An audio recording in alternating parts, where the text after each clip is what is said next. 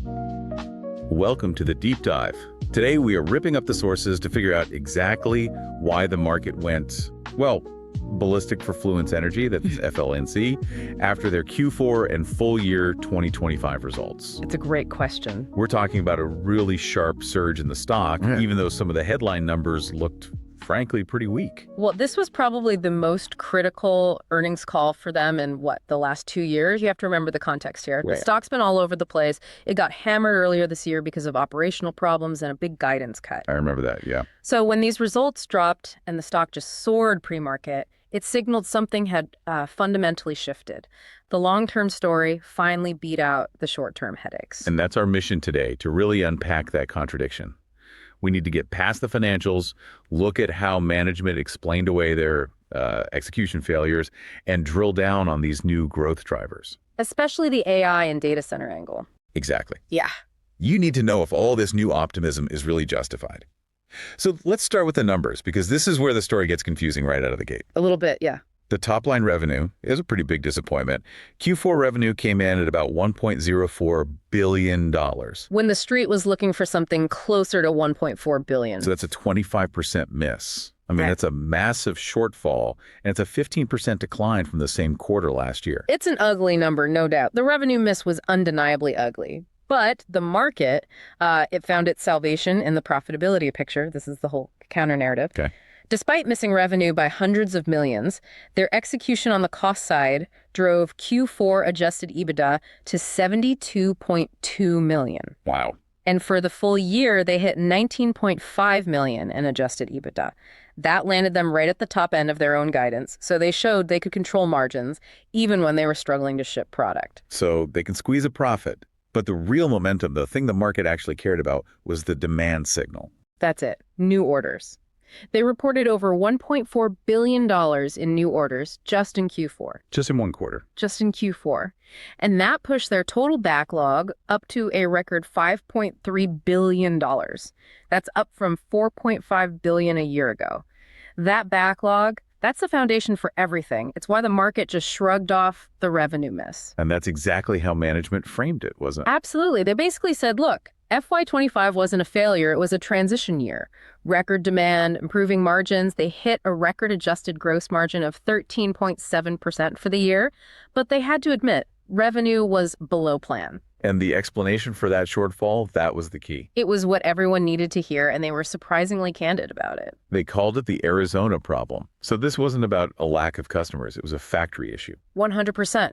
A logistics and manufacturing issue. The whole thing stemmed from a slower than expected ramp up at their big Arizona enclosure manufacturing facility. So what exactly went wrong there? Was it equipment? Supply? It was classic execution failure. It came down to staffing and process, specifically around getting second and third shifts running efficiently. They were trying to scale up so fast, and the factory just couldn't keep up. And that bottleneck pushed revenue out. A lot of it. Management said it was directly responsible for pushing an estimated $300 million of revenue out of fiscal 25 and into fiscal 26. $300 million. That is a huge chunk of change. So did they give any hard data to prove they've fixed this, or are we just taking their word for it? No, this is the critical part. This is what made the market feel safe. Yeah. They gave hard numbers. Okay. They said the Arizona facility was running at about 1.5 containers per day.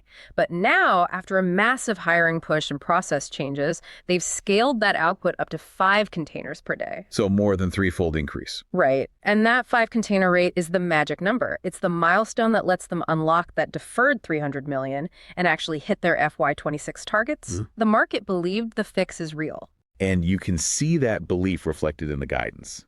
They initiated their FY26 revenue guide, and it is just massive. We're talking $3.2 to $3.6 billion. That midpoint, $3.4 billion, implies 50% year-over-year growth. 50% growth on a $2.2 billion base.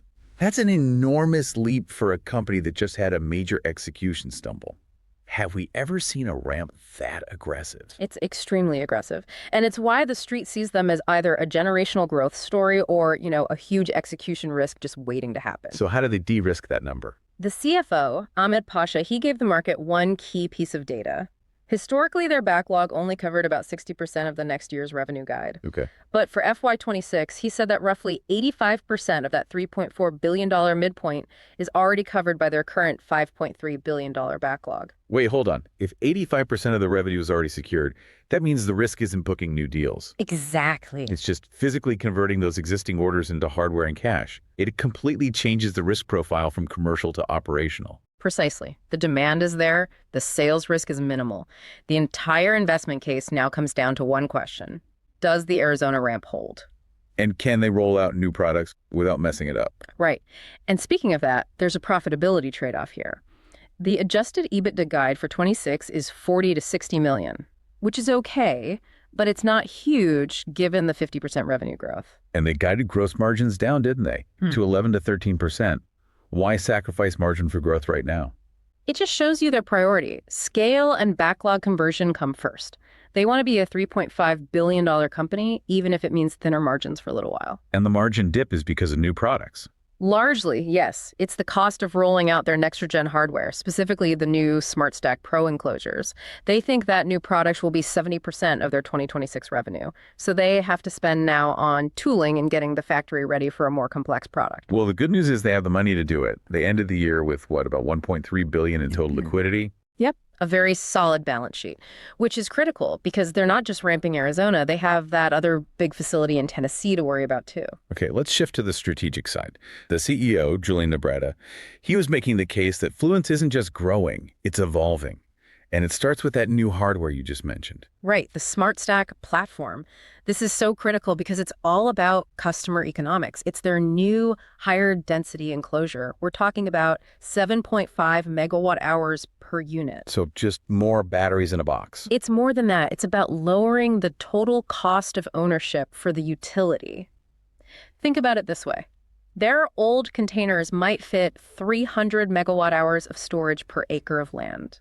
The new Smartstack lets them fit over 500. Per acre. That's a huge jump in density. What does that actually mean for a customer? It means huge savings. When you're building a massive project, land is expensive. Permitting is a nightmare. By shrinking the physical footprint, you cut land costs, you cut engineering costs, and you cut the time it takes to get permits. And they have a proof point for this. A big one. Their huge 4 gigawatt hour project win with League in Europe. That deal was built around this new platform. Okay, that's compelling for the traditional utility business. But here is where it gets really interesting for the future.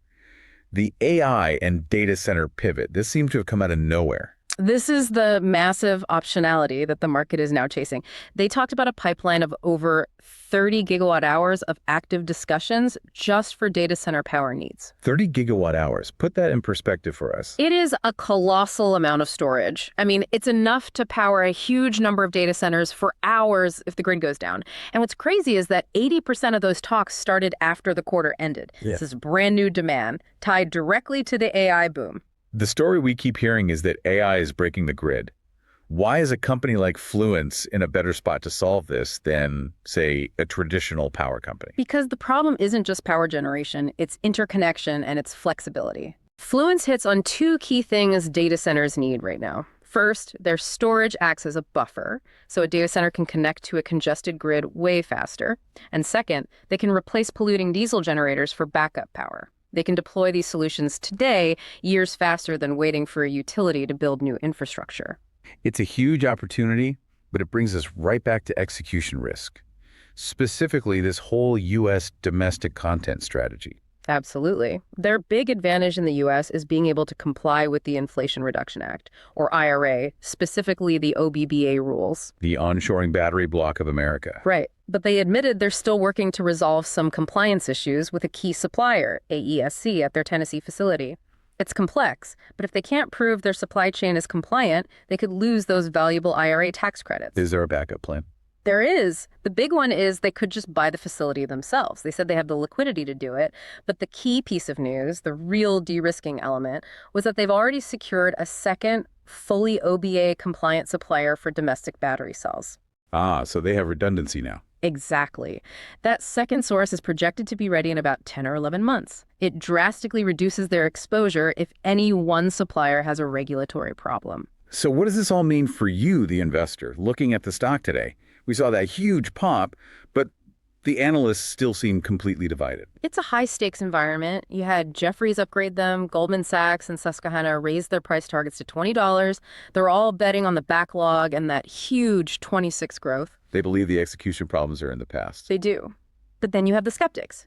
UBS, Morgan Stanley, Roth.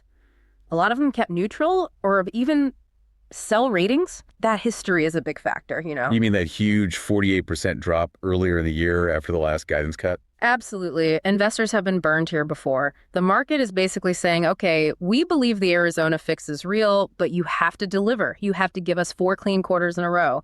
That's the challenge. And if you zoom out, Fluence is sitting at the intersection of these two massive trends, right? Unstoppable trends. You have the shift to renewables, which needs storage for stability. And then you have this explosion of electricity demand from AI and data centers. The whole clean energy sector has been rebounding in 2025, which validates the tailwinds. And it all comes back to this internal shift they're making. It really does. They're moving away from being a simple integrator to being a real vertically integrated platform company that designs and builds its own core tech. It's the right move, but it means everything now hinges on those factories in Arizona and Tennessee hitting their targets. If they do, the leverage is enormous. Enormous, but if they stumble again, the whole growth story just falls apart. Right, let's pivot to our final segment. The outrageous but plausible moves for you, the listener. This is not financial advice. This is not financial advice. So with that 50% revenue growth guide and pretty modest EBITDA, the market is clearly betting on future scale, not immediate profit. The trade here leans right into that operating leverage. The pitch is aggressive, and it's long-term.